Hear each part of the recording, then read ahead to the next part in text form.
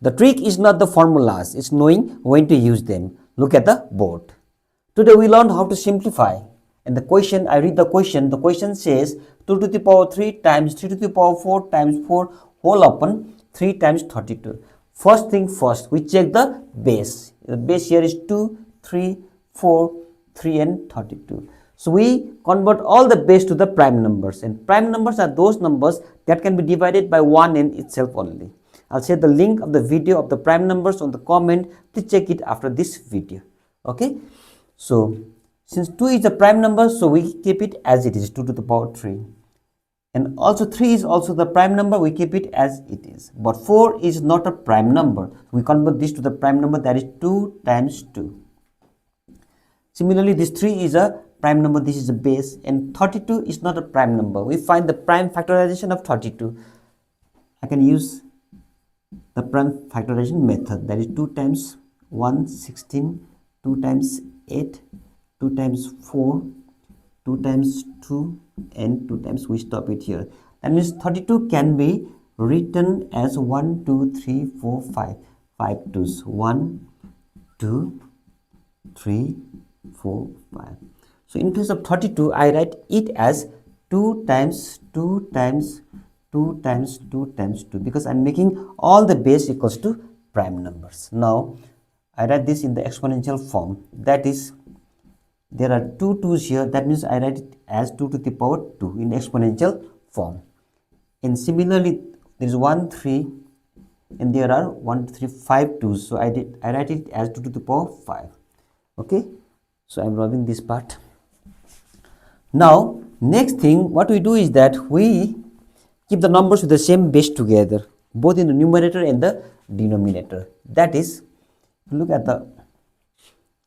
you look at the numbers here, 2 to the power 3 and 2 to the power 2, they have the same base. We keep it together. Then 2 to the power 3, there is a multiplication sign in front of 2 to the power 2. So I write 2 to the power 2 and times 3 to the power 4. Similarly, here there are no common bases, so I write it as it is. That is 2, 3 into 2 to the power 5. Now here I use the law of exponents, that is the product. When the bases are same, we add the powers, that is 2. When the bases are same, we add the power, that is a to the power m times a to the power n. According to the law of exponent, we have a to the power m plus n. I've done the laws of exponent. Please check the video after this video. Okay, we have 3 plus 2 and here 3 to the power 4. Now since they have different base, so we cannot add the powers here, so I can write this in the front as 2 to the power 5 and I write this 3 at the back, because 2 is at the front here on the numerator, so I'm following the same pattern. So 2 to the power 3 plus 2 equals to 5 and 2 to the power 5 in the denominator. I separated to the numbers with the same base, times 3 to the power 4 and there is 3 in the denominator. What I did is that I separated the numbers with the same base on one fraction and with another with the same base on the other fraction.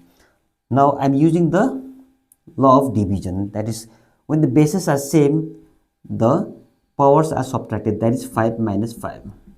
That is, I write the law here, that is, when the law says a to the power m upon a to the power n, when they are divided, we get a to the power m minus n. So I'm applying this law here. So I'm subtracting this 5 and this 5. 5 minus 5.